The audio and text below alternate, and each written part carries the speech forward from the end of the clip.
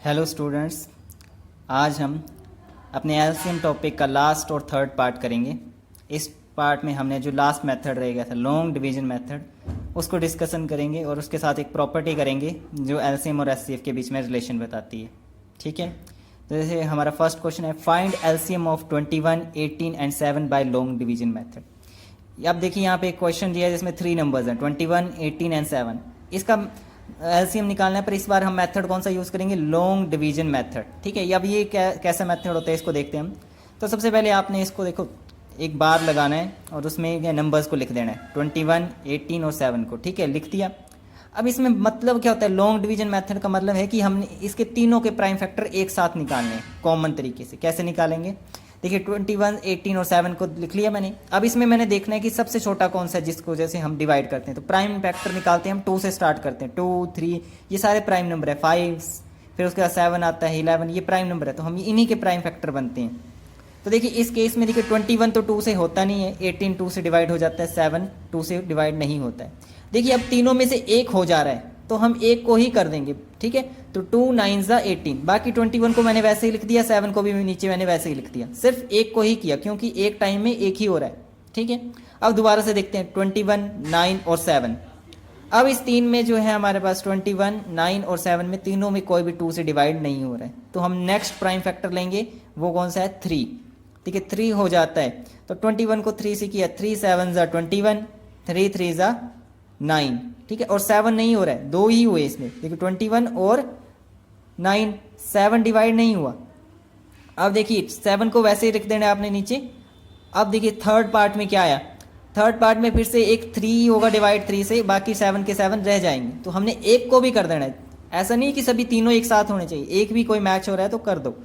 ठीक है, 3 1 3, 7 का 7, 7 का 7। ठीक है, अब देखिए क्या बचा इसमें? सिर्फ 7 ही बचे। 1 की कोई वैल्यू नहीं है, 1 को तो हमने करना नहीं है। तो देखिए 7 ही बचे, तो हम 7 प्राइम फैक्टर लेंगे। हम 7 का टेबल यूज़ करेंगे अब। तो देखिए 7 1 7, 7 1 7 और ये 1 1 तो 1 ही है। तो देखिए हमारे पास क्या है prime factor? 2 multiply 3 multiply 3 multiply 7, ये हमारे आ गए प्राइम फैक्टर। अब इनको मल्टीप्लाई करते हैं हम, तो क्या आएगा? देखिए 2 7 40 और 3 3 9, तो 14 9 126। इसको मैं ऐसे शॉर्ट में कर लिया, आप इसको लॉन्ग तरीके से भी कर सकते हो। 2 7 14 और 14 9 126। तो ये हमारा आ गया एलसीएम। देखिए एक बार फिर से इसको प्रैक्टिस करते हैं नेक्स्ट क्वेश्चन के साथ। अब देखिए हमारे पास एलसीएम है 28, 33 और 11 नंबर का लेना है।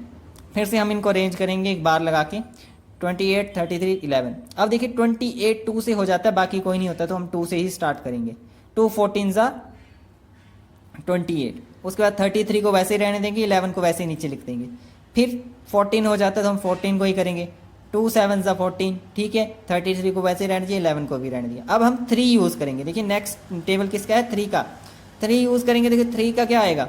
7 तो होता नहीं, उसको रहने देंगे, 33 हो जाता है। 3 11 33 और 11 का 11 ही, क्योंकि 3 के टेबल में आता नहीं है। अब नेक्स्ट कौन सा टेबल आएगा? 3 के बाद नेक्स्ट टेबल आएगा हमारा 7 का। तो देखिए 7 1 7, 7 ही होगा, बाकी 11 को वैसे रहने दें। फिर लास्ट में हम इसका टेबल यूज़ करेंगे 11 का। तो देखिए कि अब 11 1 11, 11 1 11। तो हमारे पास देखिए प्राइम फैक्टर क्या है? 2 मल्टीप्लाई 2 मल्टीप्लाई 3 मल्टीप्लाई 7 मल्टीप्लाई 11। तो अगर इनको हम मल्टीप्लाई करेंगे तो देखिए क्या आएगा? 2 2 4, 4 3 12, 12 7 84 और 84 11 924। तो ये हमारा एलसीएम आ गया। जब हमारे पास बहुत ज़्यादा नंबर हों और बड़े बड़े नंबर हों, ठीक है, वैल्यूज इनकी ज़्यादा है, तब हम ये वाला मेथड यूज़ करते हैं। जिससे देखिए इसमें फ़ायदा कि आपको अलग अलग से नहीं बनाना पड़ रहा है। फिर बाद में उसकी प्राइम फैक्टर लिखेंगे, फिर आप उनको काउंट करेंगे कौन सा सबसे ज़्यादा बार आ रहा है। तो देखिए इसमें सब कुछ एक साथ ही हो जाता है, इसीलिए इसको लॉन्ग डिवीजन मेथड बोलते हैं। और ये सबसे शॉर्ट और सबसे इजी मेथड होता है। अगर एक बार आप कर लो तो ज़्यादातर मेथड इसी से यूज़ करते हैं आप एलसीएम निकालने को। मैंने जो पिछले मेथड बताए वो हम छोटी क्लासेस में करते हैं, पर बड़ी क्लासेस में यही वाला मेथड यूज़ होता है। अगर आप इसको एक बार कर लो तो आपके ज़्यादातर सम जो है इसी मेथड से निकलेंगे। ठीक है, नेक्स्ट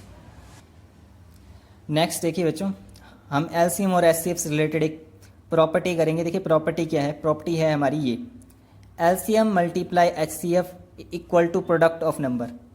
देखिए गिवन नंबर के लिए मान लीजिए आपके पास 3 नंबर दिए हैं या 2 नंबर दिए हैं कोई, तो उनका जो नंबर को अगर हम मल्टीप्लाई कर दें आपस में और उनके एलसीएम और एचसीएफ को भी मल्टीप्लाई कर दें तो वो सेम आता है।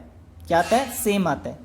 तो हम इसको प्रूव करते हैं कि ये सच होता है कि नहीं। देखिए पहले मैंने एक नंबर लिया 12 और 8, पहले मैं इसका एलसीएम निकालता हूँ, लोन डिवीजन मेथड से निकाला। 2 6 जा 12, ठीक है, 2 4 जा 8, 2 3 जा 6, 2 2 जा 4। अब देखिए ये दो में से क्या हो रहा है, सिर्फ 2 ही हो रहा है, तो 2 से ही करूँगा मैं। 2 1 जा 2, 3 का नीचे और 3 को फिर किया मैंने, 3 1 जा 3।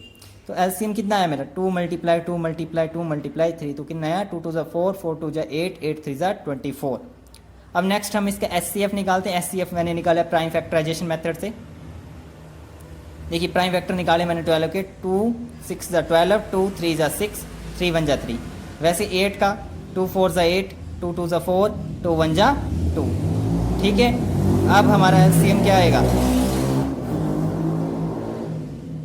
अब हमारा एचसीएफ क्या आएगा। देखिए एचसीएफ हमारा आएगा, देखिए इसकी प्राइम फैक्टर लिखते हैं पहले हम 12 के, 2 मल्टीप्लाई 2 मल्टीप्लाई 3, 8 के लिखते हैं 2 मल्टीप्लाई 2 मल्टीप्लाई 2।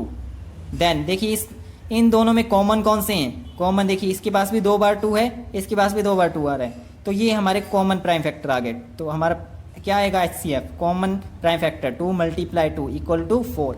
अब देखिए एलसीएम हमारे पास कितना आया था 24, एचसीएफ कितना आ गया 4। अब देखिए हमारी प्रॉपर्टी क्या कहती थी कि LCM multiply HCF equal to product of number, यानी कि गिवन नंबर के लिए उसकी एलसीएम और एचसीएफ को मल्टीप्लाई करेंगे। 24 और 4 आगे इसको मल्टीप्लाई करते हैं इक्वल टू, उन दोनों नंबर को भी आपस में मल्टीप्लाई कर दो, 12 मल्टीप्लाई 8, तो देखिए कितना आता है 24 4 जा 96, 12 8 जा 96। तो हमारी प्रॉपर्टी क्या होगी, प्रूफ।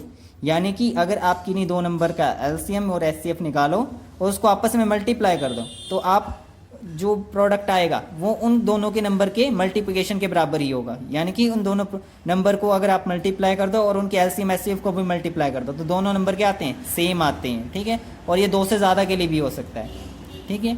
तो इस प्रॉपर्टी को कर लो आप, ये आपकी हायर क्लासेस में काम आएगी। अभी इतनी ज़्यादा इंपॉर्टेंट नहीं है, पर आपने एक बार ज़रूर देखनी है, इससे आपको इसका अंडरस्टैंडिंग होगी कि एचसीएफ और एलसीएम आपस में कैसे रिलेटेड है।